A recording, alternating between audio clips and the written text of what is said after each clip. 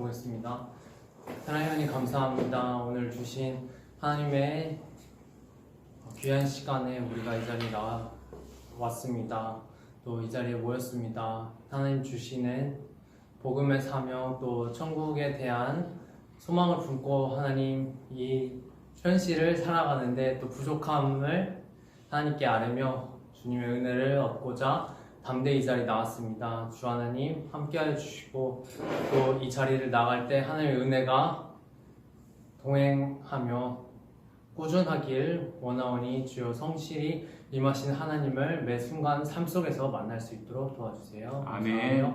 예수님의 이름으로 기도합니다. 아멘. 네, 숨이 조금 차올라서 네, 천천히 해도 됩니다. 네, 이제 양해 말씀을 구하고 싶습니다. 감사합니다. 오늘 말씀은 저 물 마시긴 했었습니다. 감사합니다. 네, 의인의 상이라는 제목을 가지고 마태복음 10장 34절에서 42절로 오늘 본문 말씀을 같이 보고자 합니다. 슬라이드를 넘겨서 보니까 오늘의 요절 말씀이 41절 말씀에 하이라이트를 해뒀는데요. 오늘 말씀도 두 부분으로 이제 카테고리를 나눠볼 수 있었고 41절을 다 같이 한번 읽어보고 말씀의 내용을 살펴보길 원합니다. 41절 시작. 선지자의 이름으로 선지자를 영접하는 자는 선지자의 상을 받을 것이요 의인의 이름으로 의인을 영접하는 자는 의인의 상을 받을 것이요. 아멘. 아멘. 네, 오늘은 첫 번째로 넘어가 주시면 복음, 그 영원한 가치를 위해 라는 내용으로 예수님께서 말씀하신 내용이 나옵니다. 마태복음 34절에서 39절 그 다음 페이지 보니까 예수님께서 가르치신 내용이 복음 전파의 사명과 또 그런 부분에서 방금 전에 기도했듯이 우리의 일상의 현실과도 굉장히 밀접해 있는 부분들을 예수님께서 짚어주시면서 우리 안에 신앙생활 하는 가운데 방향성을 어디에 둘지 또 가족과 믿음 간의 갈등이 생길 수도 있고 또 그런 믿음의 신앙을 꾸준히 이어가고자 할 때 자기 부정과 희생을 해야 할 때도 있고 그런데 이 눈앞에 보이지 않는 보상 이것 때문에 굉장히 혼란스러워할 수도 있는데 우리는 이 예수님의 제자로서 어떻게 이 현실들을 감당해내야 할까 이런 고민을 가지고 오늘 말씀을 천천히 들여다보기 원합니다. 아멘. 그 다음 페이지에서 보니까 가족과 이제 믿음의 대상을 두고 갈등을 할 때는 예수님께서 34절에서부터 내용을 말씀해 주시는데 그 부분을 이렇게 짧게 조금 짚고 넘어가고자 합니다. 저희 안에서 우선순위를 선택할 때 갈등이 생기는데 그때 선택을 어디에 둘 것인가 또한 이제 방금 말씀했던 자기 부정과 희생하는 영역과 예수님의 제자도 이런 부분에서 예수님께서는 다음 슬라이드에서 보는 바와 같이 이와 같은 내용의 우선순위를 두라고 말씀하십니다. 먼저 핍박에도 가족들이 핍박해요. 가족들이 가장 사랑하는 자인데 그럼 가족들이 말하는 게 또 권하는 게 또는 그렇게 하지 말라고 하는 게 가장 옳지 않을까 아무리 신앙이라 할지라도 이런 생각을 또 할 수 있을 것 같아요. 그런데 또 예수님께서 그런 부분도 감안해서 핍박에도 굴하지 말라. 주님의 사명에 복음이 얼마나 중요하고 또 그 복음 전하는 대상이 또 가족들에게도 오히려 역으로 그 가족들 위해 기도하는 자가 되도록 하나님께서 그 마음 중심에 핍박에 굴하지 말라라는 말씀을 더하십니다. 아멘. 그러면서 또 그 가족들을 뛰어넘을 수 있는 그 복음의 위대함과 그 가치를 바라보게 하십니다. 이 복음이라는 게 눈앞에 보이지 않기 때문에 막상 현실에 부딪히는 문제들로 인해서 우리가 신앙을 갖는다는 게 참 쉽지는 않네. 잠깐 물러서서 보면 저희와 같은 가정이 크리스천 패밀리인 경우에는 신앙 생활하기에는 어떻게 보면은 최적화되어 있는 가정이지 않을까 생각합니다. 아침에 일어나면 말씀과 찬송과 또 기도로 또 당연히 주일에는 하나님께 나아가 예배하는 자리로 그런데 막상 가족이 크리스천 패밀리가 아닌 경우에는 이러한 부분에서의 삶을 감당하기가 참 쉽지는 않을 것 같아요. 그럴 때 우리의 영적인 눈, 영안이 열려져야 할 줄 믿습니다. 그렇게 예수님께서 그런 부분도 감안해서 이 현실의 불안은 우선순위보다는 하나님께서 말씀하시는 우선순위, 복음에 초점을 두게끔 하십니다. 아멘. 그렇게 해서 세 번째 보시는 바와 같이 구원의 길과 기쁜 소식에 우리의 삶의 초점과 방향을 맞출 때, 그 우선순위를 둘 때 우리가 나아가야 할 길이 있다는 것을 말씀하십니다. 그 다음에 두 번째 파트로 보니까 10장 40에서 42절을 보니 이러한 가정에서부터 핍박받는 상황들, 또 여러 가지 예수님의 제자도로 살아가는 상황들이 참 현실에 와닿지 않는데 나한테 무슨 의미가 있을까, 나한테 무슨 보상이 있을까 고민이 될 때가 있습니다. 그럴 때 우리가 이 그리스도인으로서 상을 받는 게 내가 100원 투자하면 100원이 오고 200원 투자하면 400원이 오고 이렇게 확실히 또 눈에 보이는 가치로 다가가면 참 좋을 텐데 그렇지 않기 때문에 그리스도인에게 또 제자로 살아간다는 부분에서의 상을 받는다는 의미, 또 오늘 요절 말씀과 관련이 있는 이 부분이 어떤 의미를 전달하는지 보고자 합니다. 성경 구절에서 오늘 특히나 요절 말씀에서 선지자와 의인에게 보응하는, 상대하는 부분에서의 이야기를 언급하면서 이 영접하는 행위에 대한 보상을 예수님께서 규명하실 때 이 41절을 참고해 보면 선지자, 의인, 또 제자라는 키워드들이 나옵니다. 그 다음에 그 이에 이어서 한 그릇 냉수를 주라, 이런 구체적인 대상도 나오면서 이러한 행위들을 했을 때 상을 잃지 않는다 말씀하십니다. 그렇다면 이들을 영접한다는 게 무슨 의미일까요? 그 다음 페이지에서 보니까 영접한다는 것은 우리 그리스도인에게는 복음을 받아들이는 것, 예수님을 믿는 것에 해당되며 또 그 상대방에 대해서 그 사람들을 그와 같은 대상으로 여기고 선지자, 또 의인, 그리고 제자로 여기고 그들을 예수 그리스도 안에서 품고 또 섬기는 것을 의미합니다. 그런데 이런 부분이 그 다음 슬라이드에서 보니까 상을 받는다는 의미, 이게 무슨 상관이 있을까? 우리 그리스도인에게는 아까 말씀드린 것 같이 물질적 가치나 또는 즉각적인 아웃풋이 따라오지 않는다 해도 이 상을 받는다는 개념이 구원의 연관성이 있음을 보게 됩니다. 그렇게 선지자나 의인을 영접한다는 것은 그들에게 행한 행위로 바로 나에게 보응이 따라준다 이러는 말씀의 약속이 아니라 상을 받는다는 것은 우리에게 가장 복된 은혜, 구원의 은혜가 뒤따르게 구원받은 대상이 하나님의 은혜에 감사함으로 할 수 있는 표현이며 그 상이 그 구원의 증표라는 것입니다. 아멘. 그렇기에 천국에서 더 상급을 받기 위해서 이 땅에서 사는데 물질적인 가치, 또 경쟁에서 이기는 부분에서의 가치들을 우리가 계속해서 추구하도록 교육을 받고 있는데 하나님의 가치관과 하나님이 카운트하시는 방법은 여기와 다르다는 것입니다. 그렇게 천국에서 더 상급을 받기 위해 전도 축제나 새신자 축제들이 있어서 정말 전도하는 부분에서의 교회 이끄는 부분, 이런 부분 정말 중요하고 훌륭하지만 우리가 이런 부분에 열심을 내는 것을 넘어서 욕심으로 발전하는 것을 또 주의해야 할 줄 믿습니다. 아멘. 하나님 나라의 가치가 우리 삶에서 어떤 숫자적인 것에 국한되어 있는 것이 아니기 때문입니다. 그러면서 저 오늘 이 말씀을 묵상하면서 제 삶을 좀 돌아보게 되는데요. 어저께는 조금 굉장히 바쁜 일상이 있었습니다.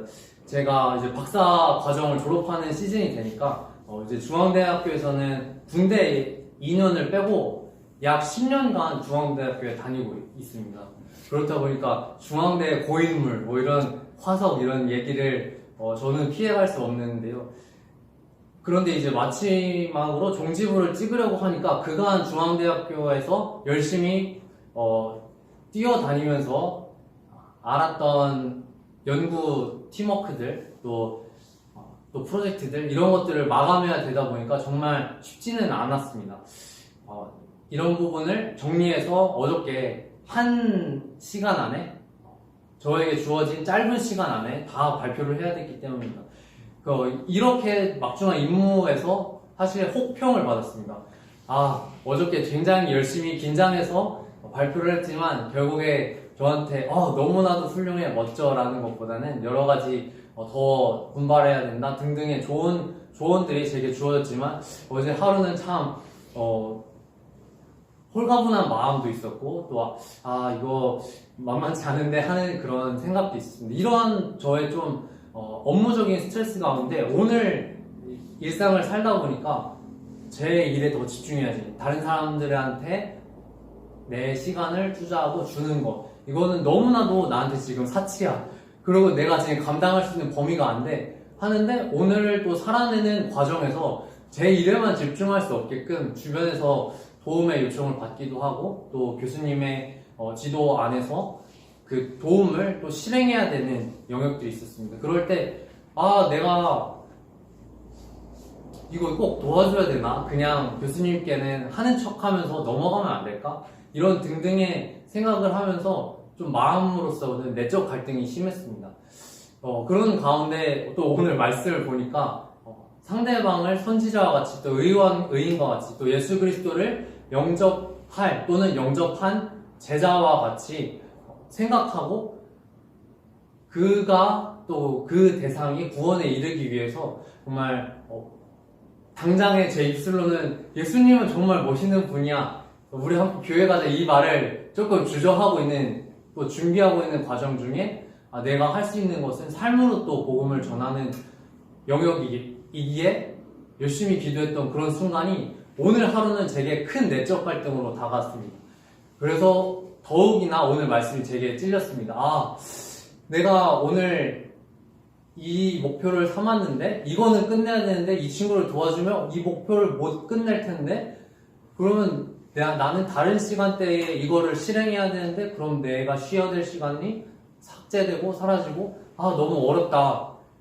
그런 마음 가운데 제 표정이 어두워지고 또 몸도 움츠러드는 것을 느꼈습니다. 그래서 저 옥상으로 올라가서 기도하는 시간과 운동하는 시간을 가지면서 하나님 은혜 주세요. 이 마무리하는 박사과정 말년차가 참 쉽지 않습니다. 기도했더니 하나님께서 그래도 성령 충만함을 더하심을 붙잡도록 하나님께서 인도해 주셔서 이 자리까지 올 수 있었습니다. 아멘. 네. 그 전 슬라이드에서 보니까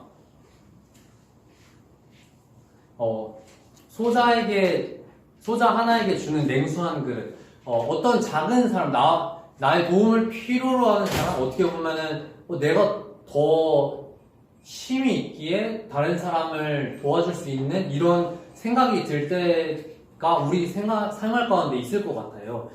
그런 가운데 정말 어떻게 보면 어렵지 않은 그 당시 상황에서 냉수를 구하는 게 쉽지는 않았을 수도 있는데 물 한 그릇, 물 한 잔, 물 또는 한 병 이렇게 전달해주는 게 사실 그렇게 어렵지 않은 일인데 또는 오늘 제 상황에 비춰본다면 그 남을 잠깐 도와주고 들어주고 또 함께 고민해주고 또 그걸 기도 제목 삼아서 기도의 자리에서 제가 기도하는 게 냉수 한 그릇을 전달해주는 만큼 사실상은 그렇게 어렵지 않은 일일 수 있는데 저는 마음 가운데 혼자 낙심하고 오히려 그 삶으로 복음을 전하는 일을 거부하고 있었지 않나 돌아보는 시간이 되었습니다. 그런데 소자 하나에게 주는 냉수 한 그릇은 예수님께서 어떤 가치로 생각하고 계실까요?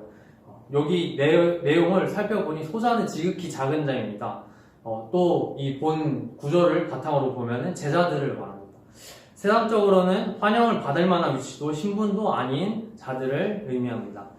그러나 세상적으로 지극히 작은 자들이지만 그들 속에는 하나님의 나라가 있습니다. 냉수 한 그릇은 별 볼 일 없는 것일 수 있습니다. 그러나 복음 전하는 이들을 소중히 여겨야 합니다.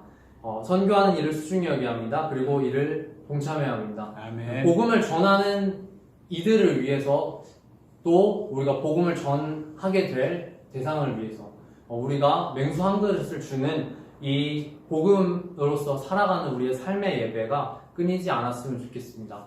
참 어제 또 마지막으로 제 삶을 조금 나누자면 제자 훈련을 받을 때 참 은혜가 있었던 부분인데 누가 구원을 받았는지 알 수 없다. 그렇기 때문에 우리는 불타는 예수 그리스도의 심장을 가지고 누가 구원을 받았는지 구원을 받지 못했는지 알 수 없기 때문에 만나는 이들을 향해 지속적으로 전도해야 된다. 왜냐하면 그 사람이 구원받았으면 참 기쁜 일이지만 구원받지 못했다면 너무나도 슬픈 일이기 때문이죠. 그랬을 때 이 복음 전하는 이들에게 더욱더 힘써서 우리는 마음을 함께하며 그리스도의 동역에 힘쓰며 우리의 작은 영역인 냉수 한 그릇을 주는 복음의 삶의 영역을 감당했으면 좋겠습니다. 또한 그들이 비그리스도인들일지라도 예수님의 제자가 될 수 있는 구원의 대상자이라는 것을 기억하면서 또한 우리의 냉수 한 그릇의 다른 쪽을 잘 겸비하고 아껴두어서 그들에게도 베풀 수 있는 영적 실력이 생겼으면 좋겠습니다. 아멘. 기도하겠습니다. 하나님 감사합니다. 의인의 상이라는 제목으로 하나님의 말씀을 들여다보았습니다. 하나님께서 주신 구원의 은혜가 가장 값진 상이고 가장 귀한 은혜인데 눈에 보이지 않는다 하여 그 의미를 자꾸 까먹고 사는 것은 아닌가 뒤돌아봅니다. 그렇게 저의 삶의 경우에는 눈앞에 보이는 문제 또는 결실, 열매, 성과들을 쟁취하고자 경쟁적으로 다른 사람들보다 더 열심히 살아가려 했던 모습을 오늘 또한 돌아보게 되었습니다. 또 이를 주님 앞에 가지고 나와 저의 부족한 모습을 아뢰며 회개하는 시간을 하나님 가졌습니다. 주님 정말 부족합니다. 그런데 하나님께서는 의인의 상을 두고 이야기하실 때 굉장히 큰 것을 그 대가로 우리에게 요구하시는 것이 아니라 우리가 할 수 있는 삶의 자리에서 감당할 수 있는 작은 영역, 냉수 한 그릇이라도 복음 전하는 이들을 위해 또 복음 전할 이들을 위해 내어주는 또 그들을 영접하는 사명을 맡기셨습니다. 하나님 이것을 버겁게 여기는 것이 아니라 정말 감사히 여기며 그 맡겨진 일을 감당할 수 있는 주의 자녀 또 제자 되길 원합니다. 주 말씀하여 주시고 또 부족한 부분 성령께서 깨닫게 하셔서 이끌어 주시옵소서. 감사하며 예수님의 이름으로 기도합니다.